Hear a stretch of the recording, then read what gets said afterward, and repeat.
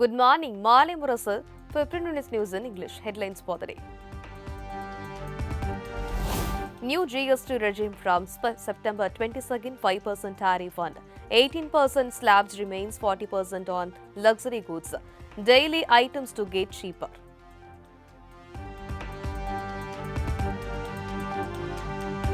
GST rate cuts will benefit common man, farmers, MSMEs, says PM Modi welcomes reforms.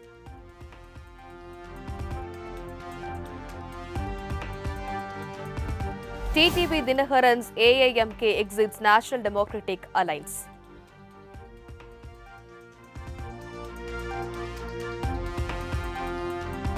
Tamil Nadu CM Stalin signs key deals in the UK, expected to boost investments, create more jobs.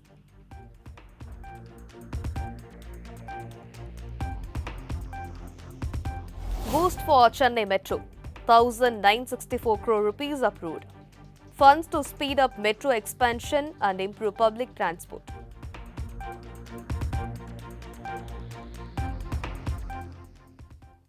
News in detail. New GST regime from September 22nd.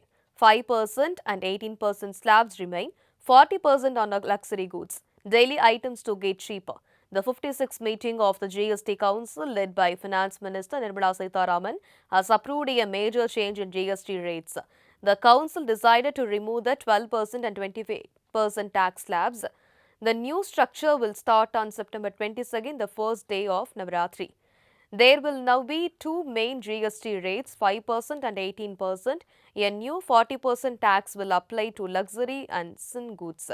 Tobacco products and cigarettes will still have a 28% tax plus compensation cease until loan repayments are complete. Nirmala Sitharaman said the reforms focus on helping the common man. Daily use items have been reviewed carefully. In most cases, rates have come down. Labour industries, farmers, agriculture and health sectors will benefit, she said. The changes will make 175 mass consumption items cheaper. Goods like milk, paneer, snacks and bread will cost less. Items such as hair oil, toilet soaps, shampoos, toothbrushes, tableware and kitchenware will now have only 5% GST. Some products like UHT milk, paneer, chenna and Indian breads will move from 5% GST to no tax. Spectaculars will now have 5% GST. Nearly 90% of goods currently taxed at 28% will shift to 18%. This includes air conditioning machines, televisions above 32 inches with all TVs now under 18%, dishwashing machines, cement and small cars, motorcycle below 300cc.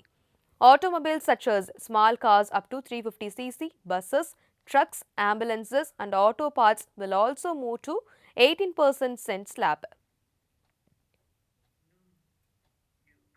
GST rate cuts will benefit common man, farmers, MSMEs. PM Modi welcomes reforms.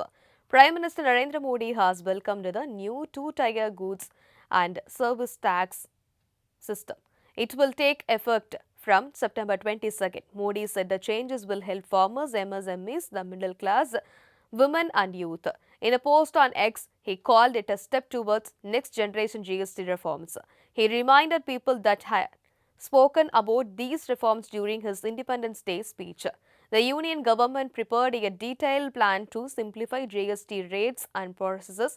These reforms focus on making life easier for people and strengthening the economy, Modi wrote. He said the GST Council, which includes both the union and state governments, supported the proposals made by the centre. Finance Minister Nirmala Sitharaman announced the changes after the council meeting on Wednesday. She said the move would make many daily use goods cheaper and provide relief to families and industries.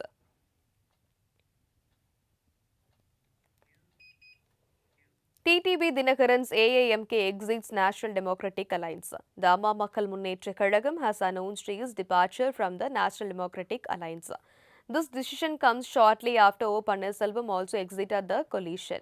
AIMK General Secretary TTP Dinakaran had previously stated that the decision on their alliance would be announced in December, but a sudden change in stance led to the immediate withdrawal. Both OPS and Dinagaran were not invited for the PM-TN visit recently and was also not invited for the memorial event of late TMC leader G.K. Mupana's death anniversary, in which all the NDA partners participated, including DMDK, which later declared that there was no political or election significance to it. With two key outfits led by OPS and Dinagaran, who too was ousted from AIADMK, quitting the NDA, the BJP efforts to cobble up a formidable alliance to take on the ruling DMK and achieve its target of ousting it from power suffered a dent.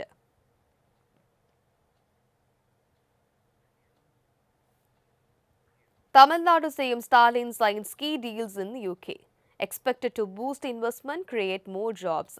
Tamil Nadu Chief Minister M.K. Stalin has signed several important agreements during his visit to the United Kingdom.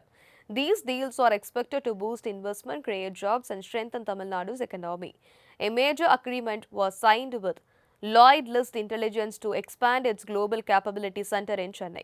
This move will improve shipbuilding, port operation, and maritime technology, creating around 200 new jobs by 2026. Wilson Power and Distribution Technologies will invest 300 crore rupees to set up an electric transformer manufacturing unit, creating over 500 jobs. Britannia RFID Technologies will invest 520 crore rupees in Tirupur and Namakkal to build a large RFID tag manufacturing facility. This will create 550 jobs and help the textile export sector. The state government had also signed an agreement with the Ecole Institute Lab to launch a design-focused higher education institute in Coimbatore. The University of Exeter will collaborate with Tamil Nadu to strengthen research and faculty exchange programs.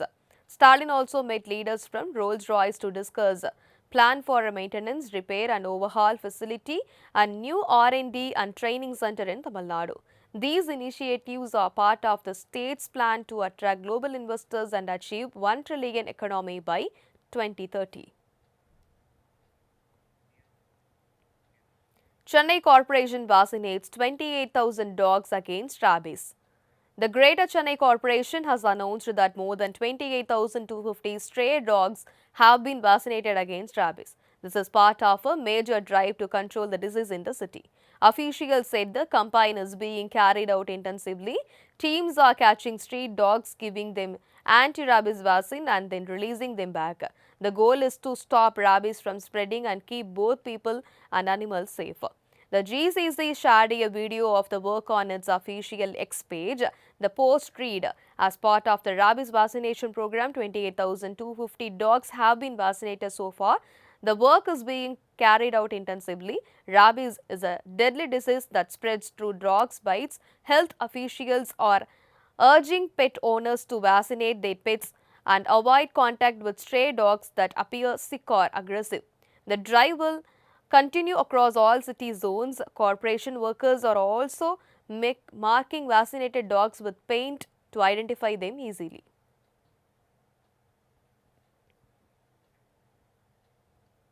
Boost for Chennai Metro, 1,964 crore rupees approved. Funds to speed up metro expansion and improve public transport. The central government has approved 1,964 crore rupees for the Chennai Metro Rail project. This money will help speed up construction and expand the city's metro network.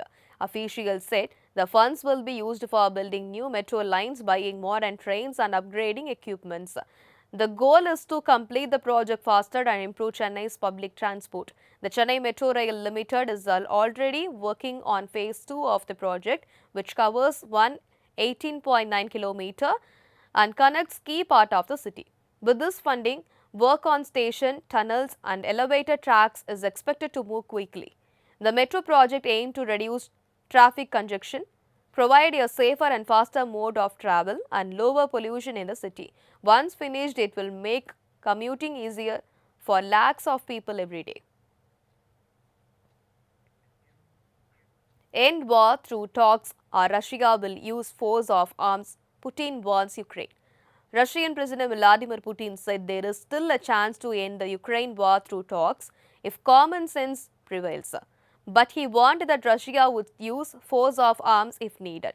Putin spoke in Beijing on Wednesday after signing a deal for a new gas pipeline to China.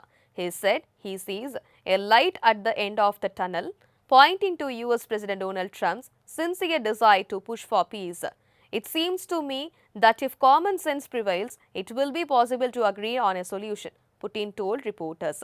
If not, then we will resolve all tasks before us by force of arms.